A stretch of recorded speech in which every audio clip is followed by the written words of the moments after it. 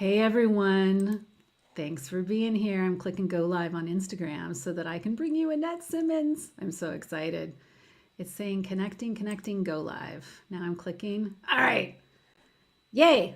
Where all the tech is set up, Annette. Thanks for coming here. I feel like you're well-known celebrity, but maybe not to all the sidewalk talk folks. So can I hand off the baton and have you toot your horn for a little bit where Oh, you are in the sure, world and what sure. you do?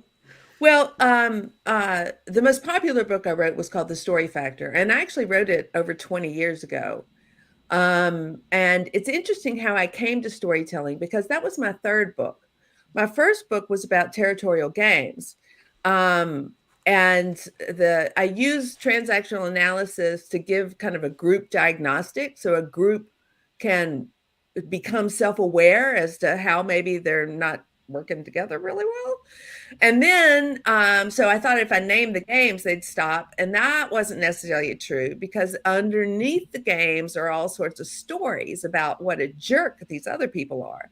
And so then I wrote a book called A Safe Place for Dangerous Truth, which was based on the dialogue premise by Bion and Singay and anyway, those guys. And I developed my own thing and ended up facilitating dialogue between conservative and homosexual Christians. I worked with military intelligence. It was all the hard parts, right? So I realized that storytelling was the best tool I had to get these people to talk to each other and Mm, listen to each other. mm, And half the time it was like, it's like they're not listening to you because you're not telling them a story. You're just yelling at them. But if you tell them the story about how you came to the conclusion, we got something to talk about. And so then I wrote The Story Factor. Um, and uh, uh, and because I have a marketing degree, it has to do with how good storytelling is to sell ideas as well. But really, I come from group dynamics, and my whole idea is can't we do a better job, collaborating? And so then I wrote Whoever Tells the Best Story Wins, which was kind of a bait and switch because it depends on what your definition of winning is. My definition is collaboration. And then I got close to retirement, and I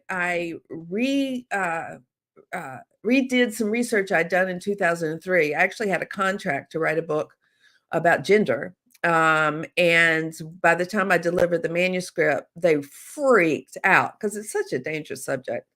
So I returned the advance, and I thought, not now. I'm in the middle of my career. But now I could redo the research. And what I did was I asked women and men to tell me stories about what's the last time you were powerful. And it turns out that women tell pretty different stories. We all tell the same stories, that competitive win and everything like that. But women were kind of split half and half between the power to help, the power to serve, the power to nurture. So I tried to put in this book all of the stories so that women feel validated. That was my main goal. You're not crazy. And also so that men could start to realize that we're not being ridiculous. We actually have different values. And if they thought about it more, uh, they actually do have the same values. They've just been trained to think into competitive narratives. So that's where I'm at now, pretty much retired, and quite happy to talk to you. I feel like we get to have this like side hustle too because we have all these sidebar conversations.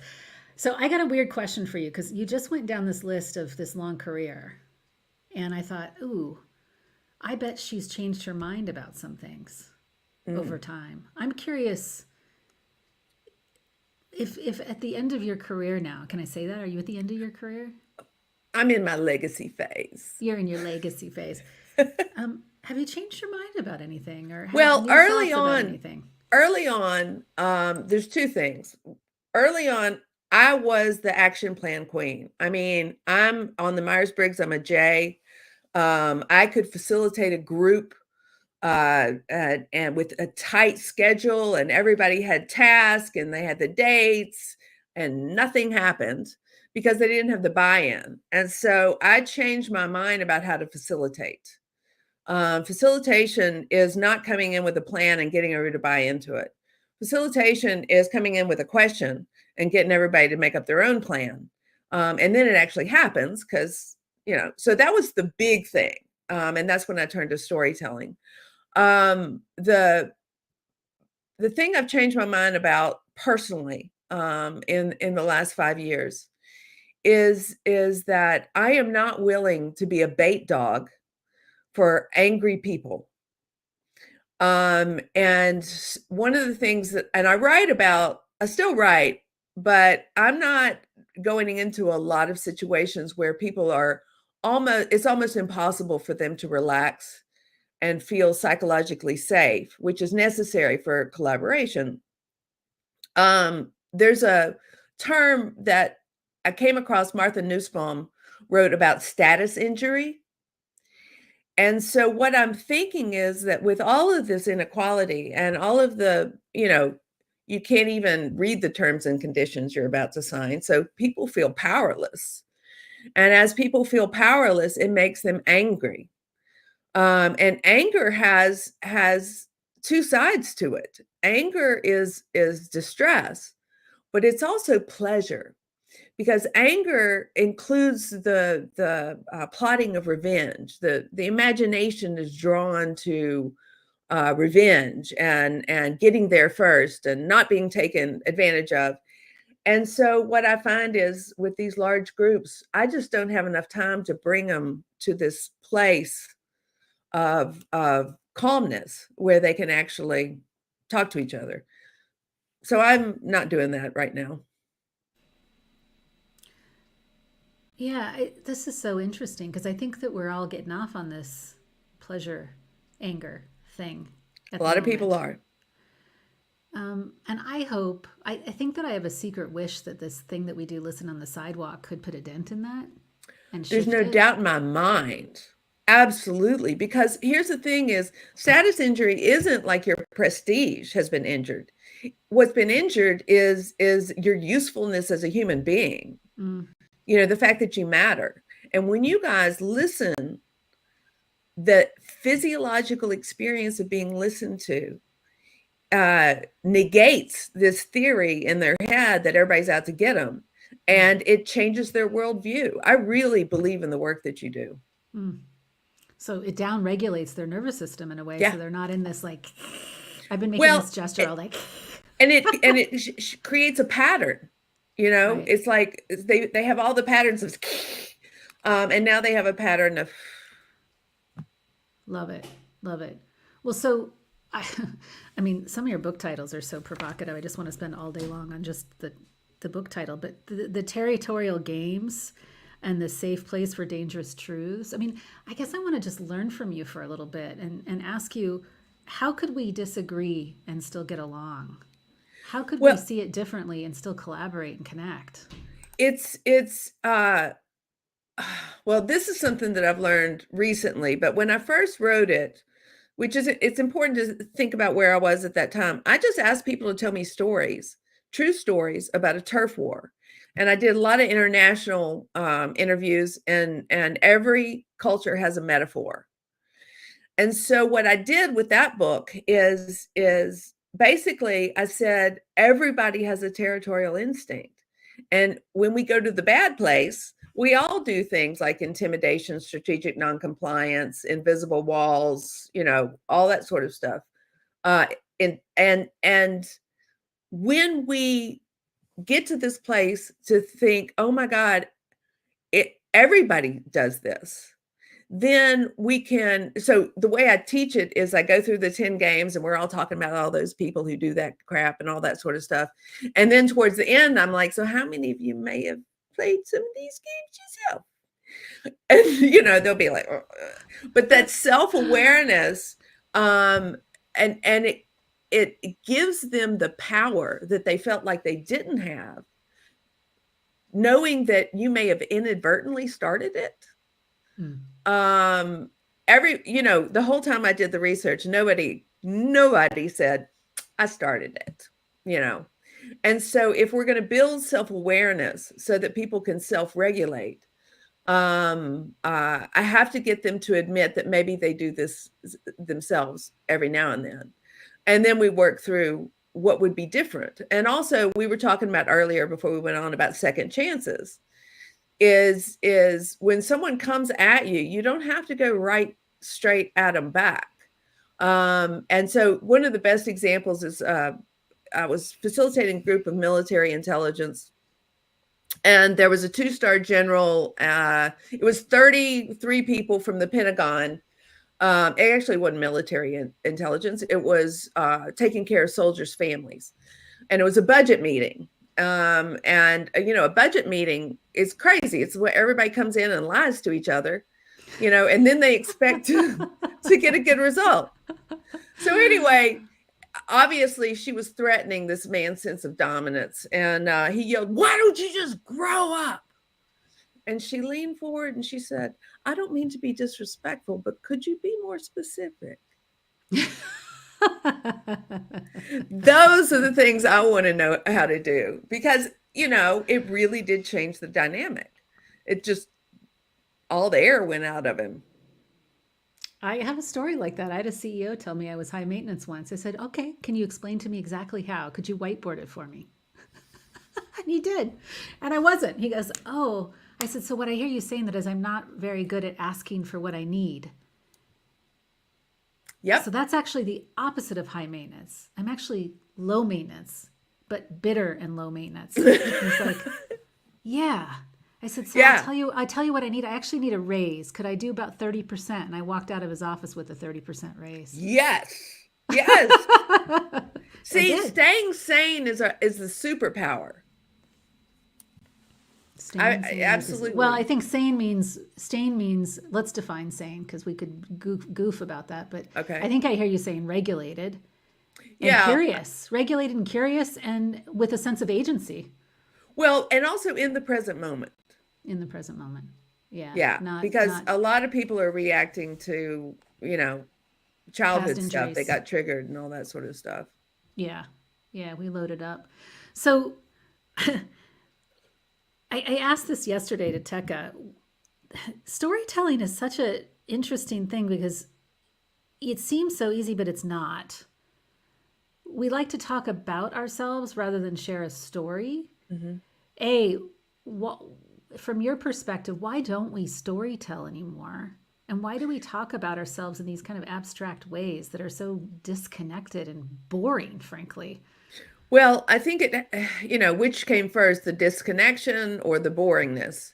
I think disconnection, when I tell a story. So first of all, my theory of storytelling is evolution's system for keeping us alive as a collective. So all the stories, you look at the ancient stories, they were to build some sort of consensus over what's good and what's not good. And they also did a great job in training people to realize that generosity may not be reciprocated in the next 5 minutes, but ultimately it's a good bet. And so generosity is it takes, when we were trained to speak to each other because we had no electronic devices, there was it was a popularity contest, frankly, of who can tell the best story.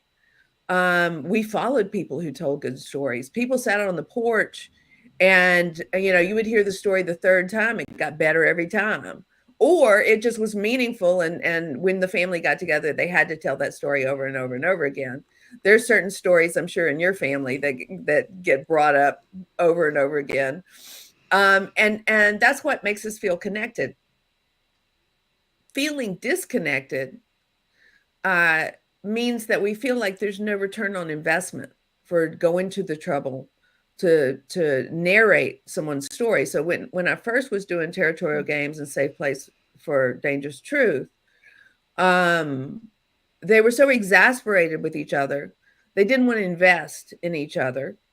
And storytelling is an investment because it causes you to go back and actually self-examine how you came to Mm. this conclusion.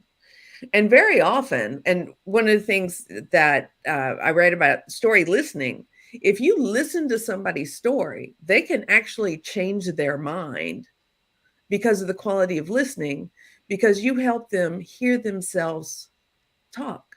Mm-hmm. And I've seen it happen many times. I know you have. You just have to sit and listen, and then all of a sudden they're like, "Well, maybe that wasn't, exactly what happened." Interesting. So help me frame up how to tell a good story. What are the elements of it? Like if I want to tell you this is who I am as a couples therapist versus tell a good story, you know, what are the Well, ingredients? I have to admit that telling a good story, um, in the last 24 years since I wrote The Story Factor, has been turned into templates, and there's all sorts of templates about how to tell a story. What I am more concerned about is how to find the story to tell. Ooh, okay. That is a much greater gift. Mm, And so, in examining, how I tell my own story, I want to make sure there's some vulnerability in there. I want to make sure that I model equality, and I want to make sure that I don't polish it up. And so, a lot of the storytelling advice out there right now is about polish and presentation. And yeah, if you're doing a TED talk, maybe, but even TED talks now, they have to be scripted. That's not storytelling. That's performance, and nothing bad about it, but it's just not storytelling. So when I try to think of a good story to tell, frankly, most of the time, if I'm going to do a keynote, well, even a workshop, I want to talk to at least 5 people that are going to be in that audience. And I ask them to tell me stories. mm, And then I tell one of their stories. And I can tell one of my own stories about the same dilemma. And usually these stories are about dilemmas. And without getting too geeky about it, right now I'm focused so much on the idea of paradox, mm-hmm. because there are certain unavoidable paradoxes in being alive. And when you have a competitive narrative, a paradox turns into a battle. Mm. Oh, So, mm-hmm. freedom, structure, individual, collective, these are unavoidable paradoxes that get cast as battles. And so when I start with a group that's in a battle mode, one of the things that I'll do is I'll talk about paradox, and I'll say, do you want to stay alive? And they're like, yeah. I said, okay, do you want to breathe in or you want to breathe out? And I say, okay, breathe in. Now your problem solved. You got oxygen, right? What? You have another problem? Oh, you want to do both. And so that's what paradox is. Mm-hmm. And so I use that mental framework to then ideally get them to start telling stories. And then I will also tell a story about paradox. There's some ancient ones. One from Africa, about a man who walked down a road, and 2 brothers lived on either side of the road. And that night they came together, and one of them said, "What about that stranger with the red hat?" And the other brother said, "That guy's hat was black. What are you talking about?" So they got in a big argument. Well, a week passes. The stranger comes back, and sure enough, the hat was half red and half black. And so they run to apologize to each other to say, "You were right, you were right." And they figure it out that it was both of them were right. And so when I am looking for stories to tell, I really pay attention to both the story finding and the storytelling. And when I want to talk to a group, I need to know their stories, and they need to understand as I repeat it back that I get it. I'm not coming with fairy dust and we're all going to hold hands and sing kumbaya. This is Mm-hmm. hard work. Mm-hmm. Yeah. I have 2 thoughts. One is The last couple of years, I've been telling stories as a therapist, which is so weird because you think, should I be telling stories? There's whole But narrative therapy out there. yeah, no, I've done some training Yeah, in narrative therapy, but when I'm trying to teach a couple something, I'll do two things. I think I come from the feminist school, which says you do reveal something about your personal life so that you're coming in as an equal, not as in a power yeah, over position. And that's a huge foundational principle of how I do therapy. It doesn't mean I don't lead, but right. I lead with consent. And if I tell a story about some crappy fight I got in with my husband, couples love it. They're like, "Oh, phew, you get in fights too?" And that's how you overcome it. And I said, the reason why I'm telling you the story is because you'll remember the story more than if I give you a tool or a technique. Actually, I can answer your question better now that you just said that. Oh, good. See, So, in stories terms helped of us. in terms of story finding, um, uh, you need to find a story where you shined, where you had that value, and it really cost you everything to stick with it. So Mm. in marriage, sometimes that that is required. Uh-huh. Yep. A time you blew it, and that's what you're talking about. People love those stories. I'm good at the blow it stories, man. I'll tell Oh, you. Woo, I'm good at them. yeah, I need yeah, to and do a it's blow so it reel. generous of you. It's so generous of you to do that. And then sometimes you can pick a scene from a book or a movie. And then my favorite kind of stories is when you're telling about a mentor. Mm. Um, because when you tell a story about a mentor, the one who taught you, like I could tell stories about Elizabeth Ellis, all of these traditional storytellers. What happens is that you're not only repeating the value that they taught you, but you're also modeling gratitude. Mm. And we could all use with a little bit more, modeling of gratitude. Mm. Hmm. There's two questions I want to ask you, so I'm wrestling in my mind which one I want to go to. I'm going to go with something you already said. I think this is really interesting that we've internalized competition Mhm. to the point where when we have these internal paradoxes, we can't hold them gracefully and Mm-mm. integrate them or make sense of them, but instead we're living in this inner battle state. I think the inner reflects the outer for Mhm. sure, where the outer reflects the inner is probably better spoken. Where does this competitive thing come from and what do we do about it? I don't think it's helping us all the time. Well, yeah, so we're getting in the nitty gritty. Competition is a way to organize a group. Collaboration is a way to organize a group. Competition takes less upfront time. And now that we have tech, it's automated to the point where, regardless of whether we think we're buying into it or not, we are competing for likes. So you post something on LinkedIn and 300 people say, and you're like, yeah, but that's where we get sucked in. So the counter is that we post something on LinkedIn, nobody reads it, and we're like, ooh. These competitive frameworks have been imposed upon us. Mm, Um, and with tech automating it, it's exponentially impactful. mm, Collaboration, on the other hand, takes a lot more time up front. mm-hmm, It takes maintenance and it takes vulnerability. And so in a mm-hmm, competitive narrative, vulnerability is the sign of a loser.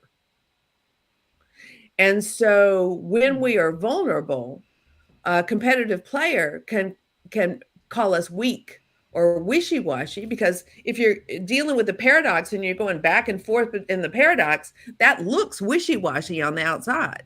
mm-hmm, And so a competitive narrative targets some of the most valuable skills in collaboration as being the actions of a loser.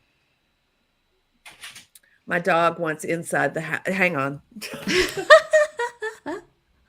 I love it. Okay. Miss Real life, Katie. real Everybody, real life. you want to say hi? Oh, well, no. Okay.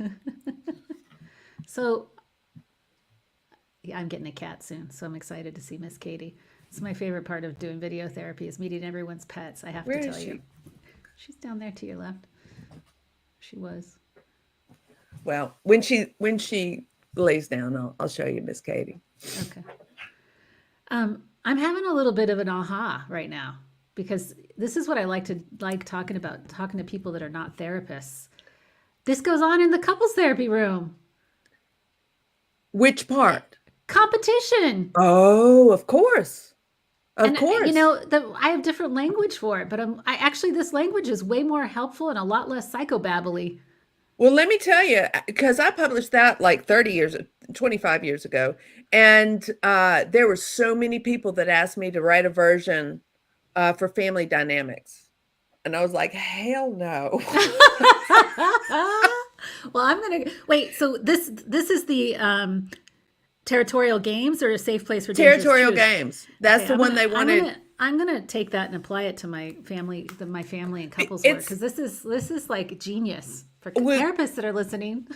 Well, here's the thing: is it's based on transactional analysis, Yeah. which was genius for individuals. Mm-hmm. But this is the group games, so it's just like TA. It's set up as a self-diagnostic. Yeah. You know, there's only so many patterns, and so the 10 games. Give me some of the games. Can you give me a game? Intimidation. Okay.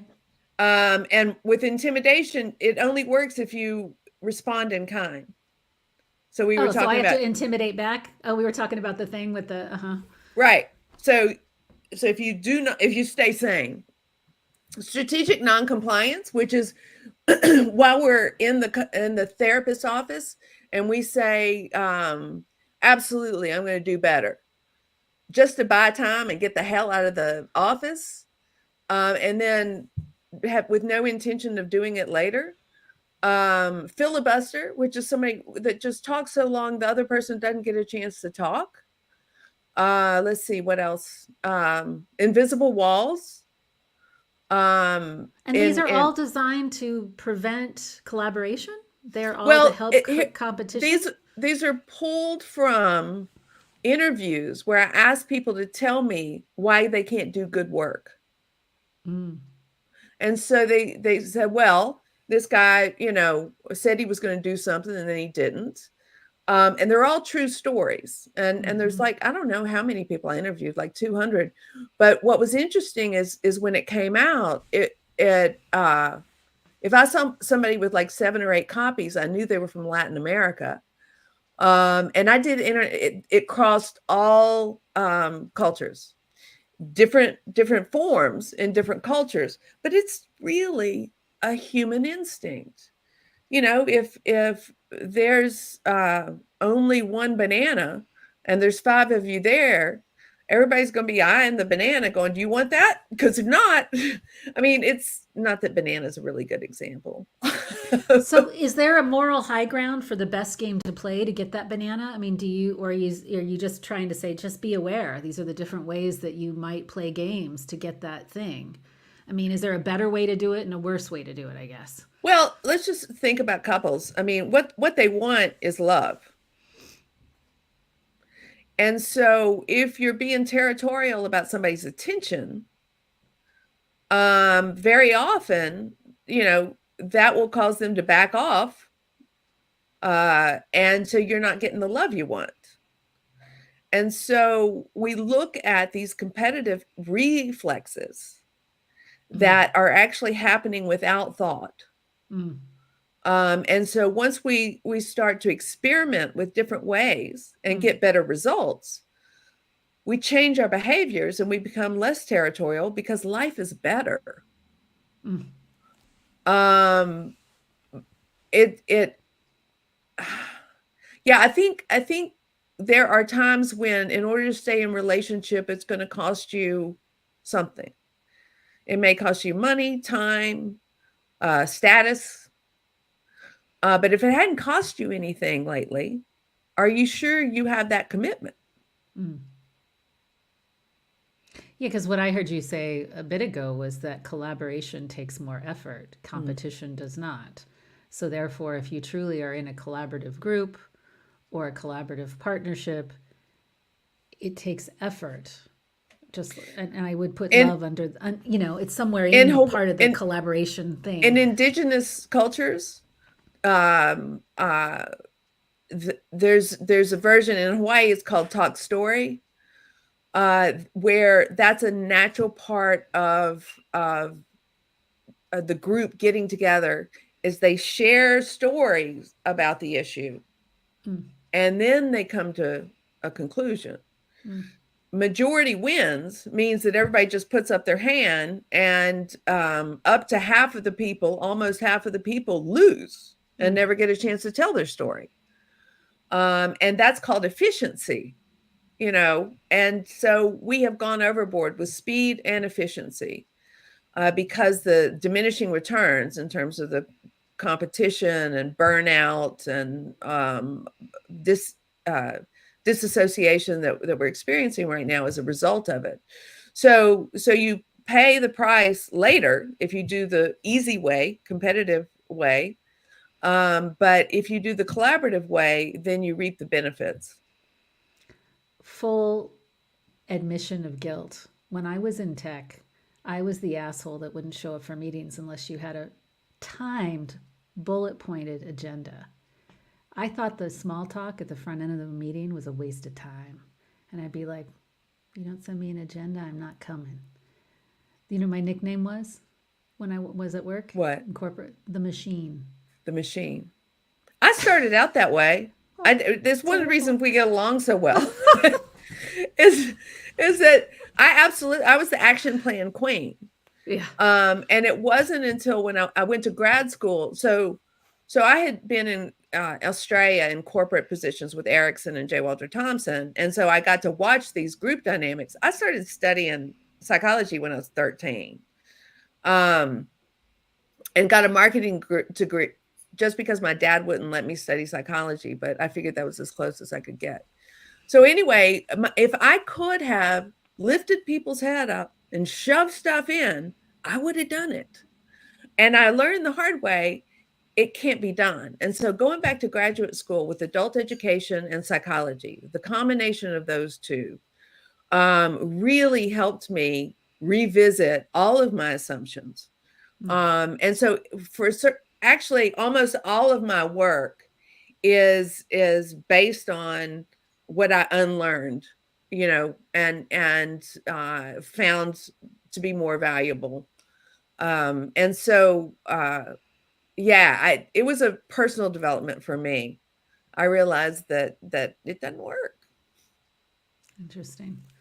What are you hoping people? I mean, you've been at this group dynamics thing, and we're in a global group dynamic. I mean, if you had a wish for the world that we could get better at right now, either in the ways that we collaborate or tell stories, what would it be? I know it's a really big It's the reason question, but it's the reason I wrote the book, Drinking from a Different Well.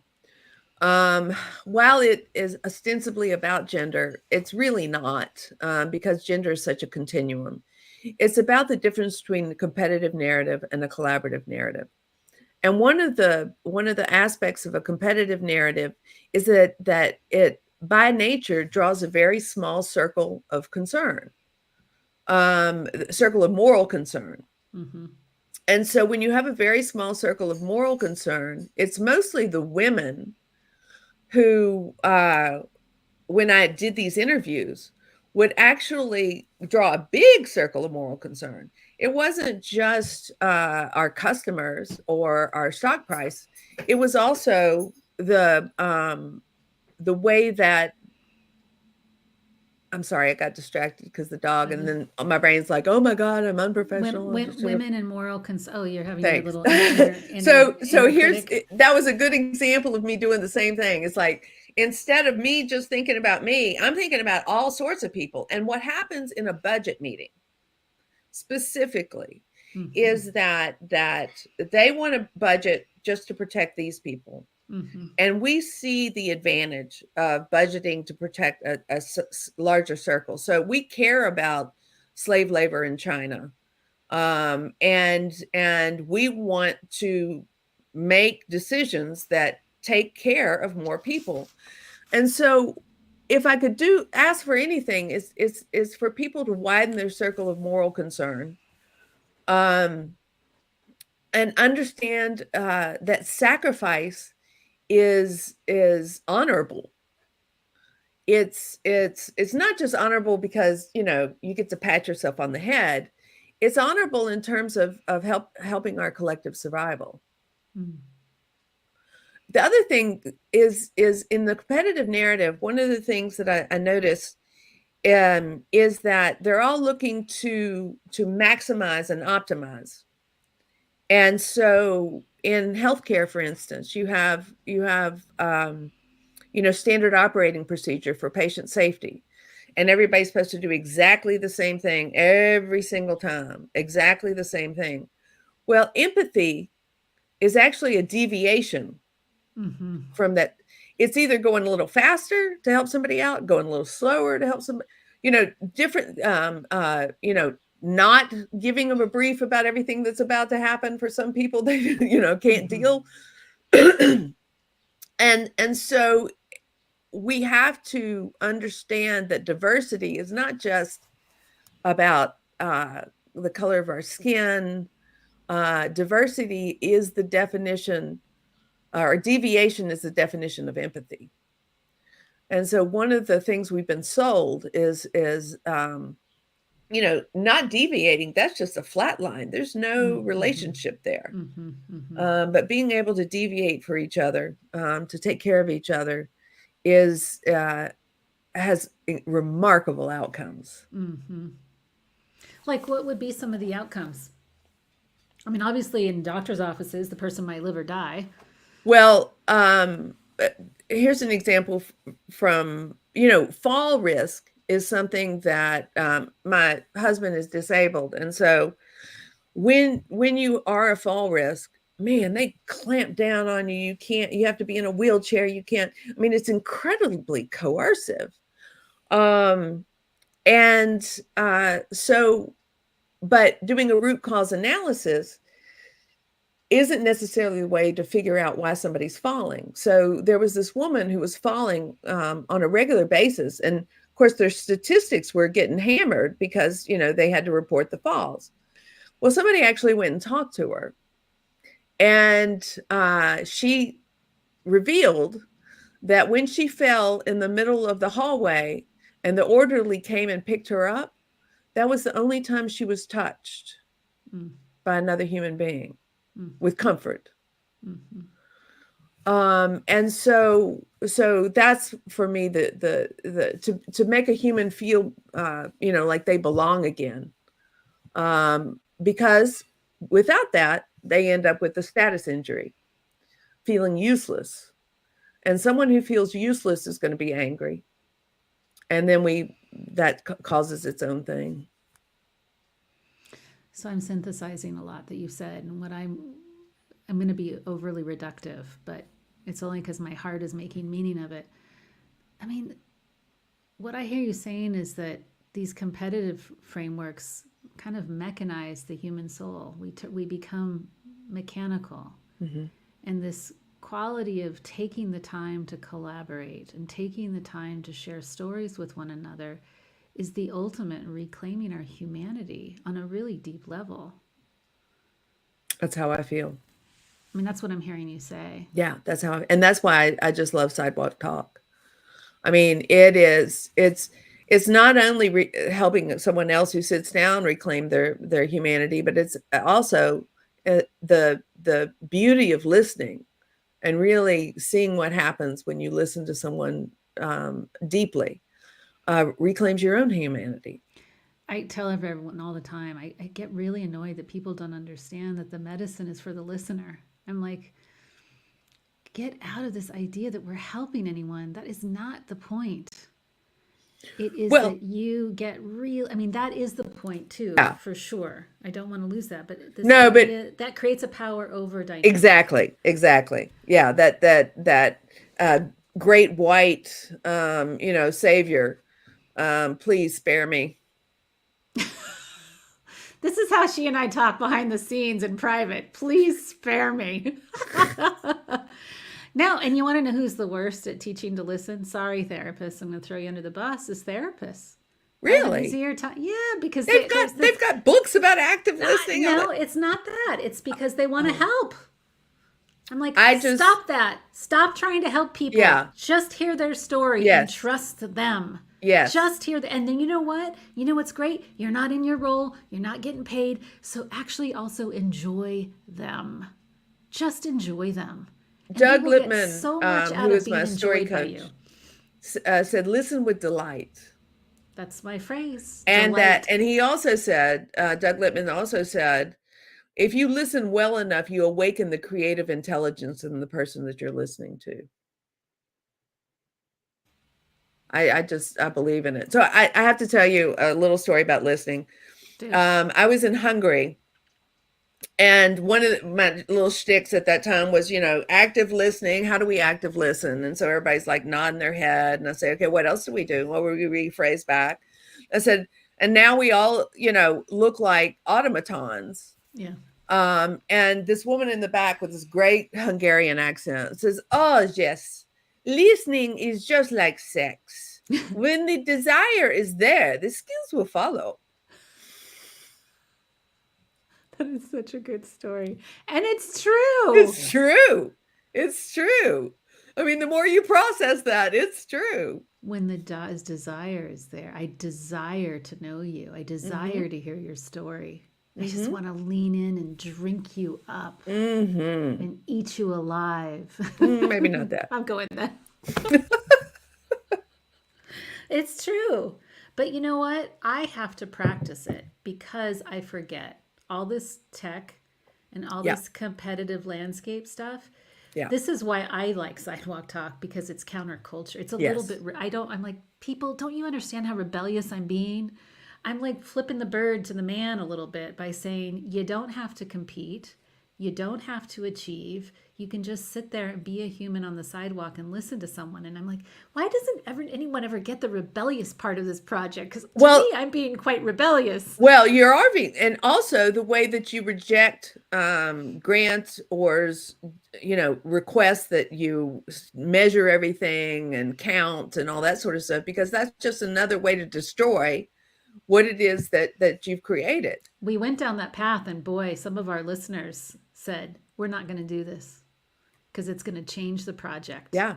Yeah. And I said, okay, Yeah. cool.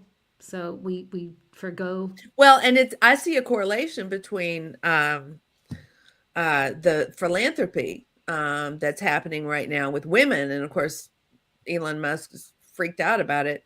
What is Bezos' ex name? I want to call her by her real name. Oh, I forget her name. Oh, damn it. We're bad feminists. Anyway, I love I'm bad everything, girl. It's radical for her to give money without all the strings attached. Mm-hmm. And so for me, it's role modeling what we need to be doing more of. Mm-hmm. Yeah, I know. I was just looking in your book, A Drinking from a Different Well, about that very fact that, oftentimes, well, I don't want to I know we're near the end of time, but there was a quote here about traditional expectations of authorities with power tend to reward fully baked ideas complete with a cost-benefit analysis and a plan to generate support rather than risk the unpredictability of collaborative designs. See, I found it really quick. I think that's what you're Absolutely. speaking to. Like Absolutely. how can we collaborate and innovate on the fly if everything has to be pre-planned? Half the stuff that is pre-planned doesn't pan out anyway. You know what I mean? It's a Exactly. that doesn't Exactly. pan out. And I think that's why they're finding some limitations with AI. Because the very premise of AI is that it's pre-planned in a very complex way, but it's still pre-planned. And the spontaneity and being in the present moment is just so rich, so rich. We need it. We crave it. Yeah. We just had someone that I can't see who it was say that they have to pop out, but they liked our conversation on LinkedIn. Oh, great. So thank you. I can't see who you are, though. We are at the end of our time. I went by like 3 seconds. It's so much fun to talk to you. It is fun to talk to you. I really enjoy goofing off with you. We have a little ritual around here, how we end these conversations. I don't know if you remember it from the sign up, but don't worry, it's just painless and kind of fun. So let your creative spirits run wild. Okay. But I'm handing off the mic to you to speak directly to the folks who've listened on sidewalks all over the world. And you can offer them a wish or wisdom directly to them. Well, I have to offer them gratitude. And because I can imagine sometimes it may seem like, um, because you don't know who you're going to run into on the sidewalk, and you still put yourself out there, and that's courage. That's courage, and we need to be doing that. And so, thank you for role modeling that. Mm. Oh, Annette Simmons, thank you for being here. And I'm going to go be picking up, because I haven't read it yet, Territorial Games. I mean, geez Louise, this seems like an amazing book. So it's my next It's a lot of purchase. fun. You can do one for couples. I'm going to do one. Okay. I can't wait. I'm going to try to start doing these couple double dates here in Heidelberg, where we play games. Uh-huh. Just we get together in a restaurant and I'm the MC and we play games as a way Oh, to how create funny. high novelty dates for couples for their Very cool. relationship that isn't Yeah. therapy, just a date. It's just a date facilitated by a weird therapist. So I'll get some ideas from your book. Oh yeah. Oh yeah. I'll get some good ones. I All hope right. so. You can find Annette at AnnetteSimmons.com. All of her information will be up on the show notes, but for sure, there's a list of books of Annette's, because I think a good third of my psychotherapy clients, your name came up and oh, I read the story fact. I mean, it's come up in session. Your name comes up in my therapy session sometimes, Annette. I did. That's very cool. I It's like feel kind of, businessy people. I feel out of the middle of things right now. So that makes me feel really good that my work is still doing some value. Touching people. Yeah. Thank you. Thanks for being a champion and a friend and a support to me. I appreciate you. All right, everyone. Be well.